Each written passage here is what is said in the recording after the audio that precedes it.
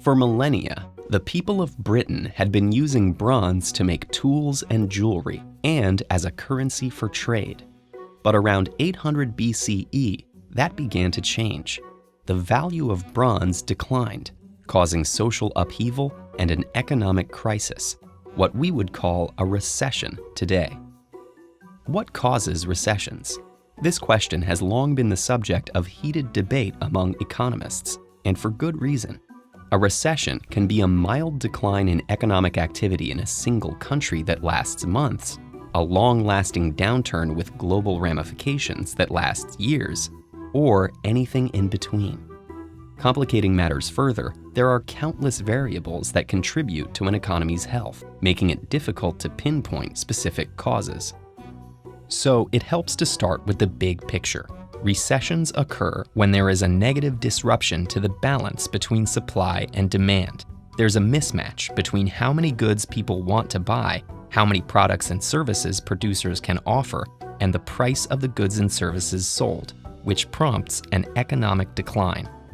An economy's relationship between supply and demand is reflected in its inflation rates and interest rates. Inflation happens when goods and services get more expensive. Put another way, the value of money decreases. Still, inflation isn't necessarily a bad thing.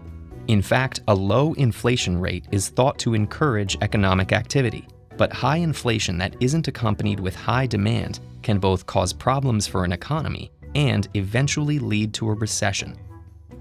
Interest rates, meanwhile, reflect the cost of taking on debt for individuals and companies. The rate is typically an annual percentage of a loan that borrowers pay to their creditors until the loan is repaid. Low interest rates mean that companies can afford to borrow more money, which they can use to invest in more projects. High interest rates, meanwhile, increase costs for producers and consumers, slowing economic activity. Fluctuations in inflation and interest rates can give us insight into the health of the economy. But what causes these fluctuations in the first place? The most obvious causes are shocks like natural disaster, war, and geopolitical factors. An earthquake, for example, can destroy the infrastructure needed to produce important commodities, such as oil. That forces the supply side of the economy to charge more for products that use oil, discouraging demand and potentially prompting a recession.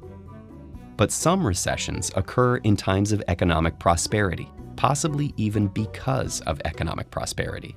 Some economists believe that business activity from a market's expansion can occasionally reach an unsustainable level.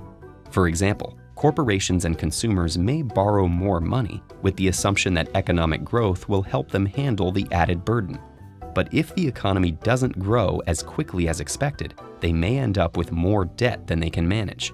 To pay it off, they'll have to redirect funds from other activities, reducing business activity. Psychology can also contribute to a recession. Fear of a recession can become a self-fulfilling prophecy if it causes people to pull back investing and spending. In response, producers might cut operating costs to help weather the expected decline in demand. That can lead to a vicious cycle, as cost cuts eventually lower wages, leading to even lower demand. Even policy designed to help prevent recessions can contribute.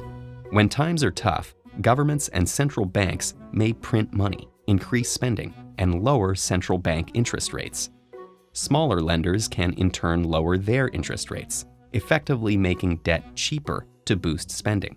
But these policies are not sustainable and eventually need to be reversed to prevent excessive inflation. That can cause a recession if people have become too reliant on cheap debt and government stimulus. The Bronze Recession in Britain eventually ended when the adoption of iron helped revolutionize farming and food production. Modern markets are more complex, making today's recessions far more difficult to navigate. But each recession provides new data to help anticipate and respond to future recessions more effectively. Want to learn more about how financial markets work? Watch these videos to learn about the stock market or what causes economic bubbles.